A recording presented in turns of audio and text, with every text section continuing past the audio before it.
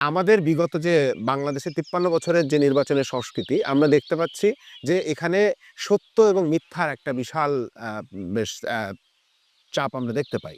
তো এই যে এখানে কোনটার প্রভাব বেশি এবং কেন? এটা নিয়ে যদি একটু বলেন। আমরা যেকোনো জিনিস আসলে দেখি দলীয় ফ্রেমিং থেকে। আমাদের দলের জন্য যেটা ভালো, সেটা সাধারণ মানুষের জন্য ভালো হোক কিংবা খারাপ হোক, সেটা আমার জন্য কিছু আসে যায় না। নির্বাচনের প্রচারণায় বিভিন্ন ধরনের আমেজ তো থাকে আমরা জানি।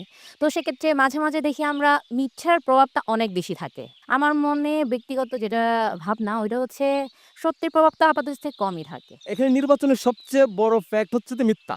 মিথ্যাটা স্ট্যান্ড হয় বেশি। মানে ওটার প্রভাবটা একটু বেশি। প্রভাবটা অনেক বেশি। রাষ্ট্র তখনই আমার মনে হয় রাষ্ট্র তখনই সঠিক পথে যাবে যখন নাগরিক কিংবা মানুষ হিসেবে আমরা প্রতিষ্ঠিত হতে পারবো। মানুষ হিসেবে আমরা সুনাগরিক হতে পারবো।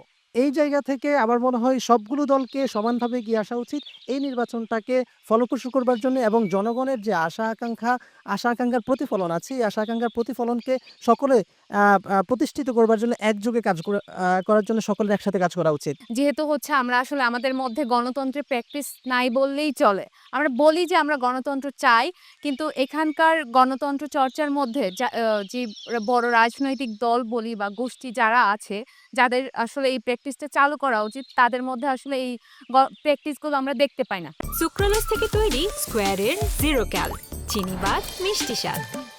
বাংলাদেশের জনগণের প্রতি আমাদের আশা আকাঙ্ক্ষার জায়গা অনেক। যেহেতু আমরা একটা কি বলা যায় যে রক্তক্ষয়ী গণঅভ্যুত্থানের মধ্য দিয়ে আজকের নির্বাচনটা পাচ্ছি, ত্রয়োদশ জাতীয় নির্বাচন।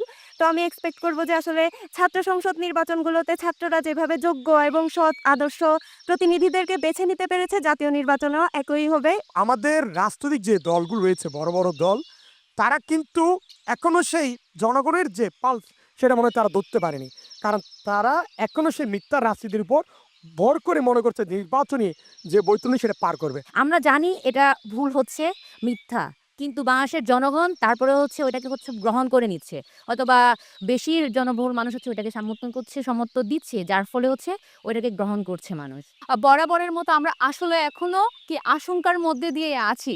কারণ আমরা দেখতেছি ক্ষমতার যারা আছে, রাষ্ট্রযন্ত্র যারা নিয়ন্ত্রণ করে, তারা যদি না চায় কখনো হচ্ছে আমার মৌলিক অধিকার পূরণ হবে না। এই জায়গায় আমরা বিগত সময়ে একমত হয়েছে। যেমন ফ্যাসিস্ট আওয়ামীদের বিরুদ্ধে আমরা একমত হয়ে এক সারিতে এসে আন্দোলন করেছি। কিন্তু এটা কখন হয়েছে? যখন দেয়ালে সবার পিঠ থেকে গেছে তখন।